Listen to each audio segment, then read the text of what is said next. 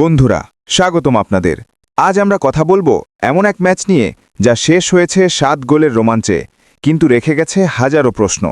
বাংলাদেশ 4-3 গোলে হেরেছে হংকংয়ের কাছে, আর সেই হারের পর আবারও সামনে এসেছে কোচ হাভিয়ের কাবরেরাকে ঘিরে সমালোচনার ঝড়। একদম ঠিক। দর্শকরা যেমন আনন্দে ভেসেছিল হামজার সেই অসাধারণ ফ্রি কিকে, ঠিক তেমনই হতাশায় ভেসেছে ম্যাচের একদম শেষ মুহূর্তের গোল খাওয়ায়। তাই আজ আমরা বিশ্লেষণ করব এই ম্যাচে আসলে কি হলো, কাবরেরা সিদ্ধান্তগুলো কতটা যৌক্তিক ছিল, খেলোয়াড়দের পারফরম্যান্স কেমন, আর ভবিষ্যতে বাংলাদেশের ফুটবলের জন্য এর মানে কি। ঠিক আছে, তবে শুরুতেই একটা কথা বলি, যদি এমন বিশ্লেষণ পছন্দ করেন এখনই সাবস্ক্রাইব বাটনে ক্লিক করুন আর ঘণ্টাটি বাজিয়ে দিন। ম্যাচের 12 মিনিটেই ফ্রি কিক থেকে দুর্দান্ত গোল করেন হামজা চৌধুরী। সেখান থেকেই বাংলাদেশের স্বপ্নের শুরু। ওই শটে যে জোর ছিল তাতে হংকংয়ের গোলরক্ষক তাকিয়ে দেখলেই শেষ। কিন্তু সেই স্বপ্ন বেশিক্ষণ স্থায়ী হয়নি। একদম, কারণ যোগ করার সময়ে হংকং কর্নার থেকে গোল করে সমতা ফেরায়, আর এখানেই দেখা যায় বাংলাদেশের রক্ষণভাগের সেই চিরচেনা দুর্বলতা।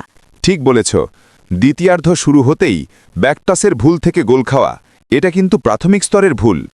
এরপর রাফায়েল মেরকিচের হ্যাট্রিক, যদিও সমিত সোম ও ফাহমিদুল্লের দারুণ গোল ম্যাচে উত্তেজনা ফিরিয়ে আনে, কিন্তু শেষ পর্যন্ত জয়টা যায় প্রতিপক্ষের হাতে।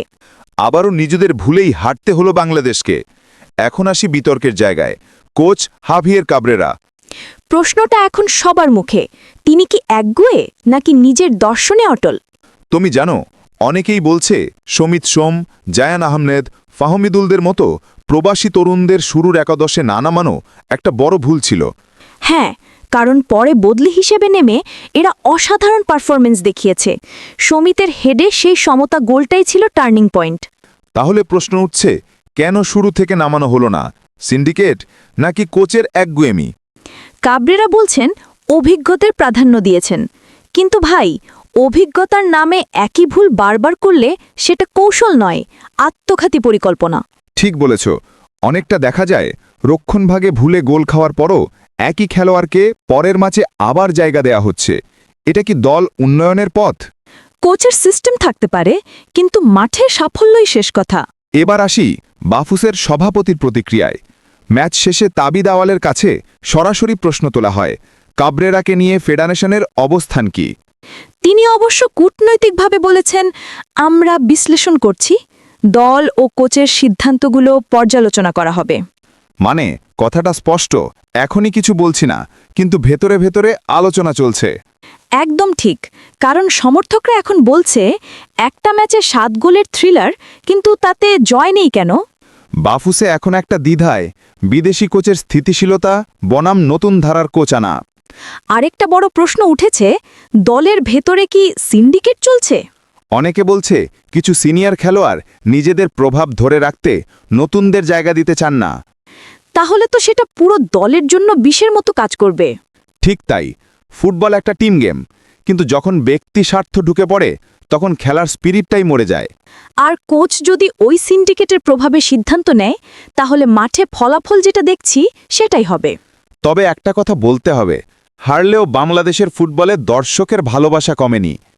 ওটা তো মাঠে ঢুকেই বোঝা যাচ্ছিল, দুপুর থেকে দর্শকের ঢল, অনলাইন টিকিট আধা ঘন্টায় শেষ।